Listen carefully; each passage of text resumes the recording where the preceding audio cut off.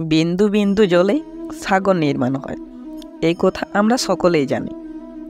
আপনি এই কথাটা জানেন যে ছোট ছোট সুখের দ্বারাই বড় বড় সুখ লাভ করা যায়। একজন বাবাকে দেখুন, সন্তানের জন্ম থেকে তার যুবক হওয়া পর্যন্ত তার সাথে ছোট ছোট সুখ যাপন করেন। এই ছোট ছোট সুখগুলি তাদের প্রেমের সম্পর্কে গভীরতা নিয়ে আসে এবং প্রেমের এই গভীরতা তাদের জীবনে বড় সুখ নিয়ে আসে। এটা ঠিক সেই রকম যেরকম বিশাল এক সমুদ্রে গভীর এক সমুদ্রের অমূল্য এক রত্ন পাওয়া যায়, এটাও ঠিক সেই রকমই।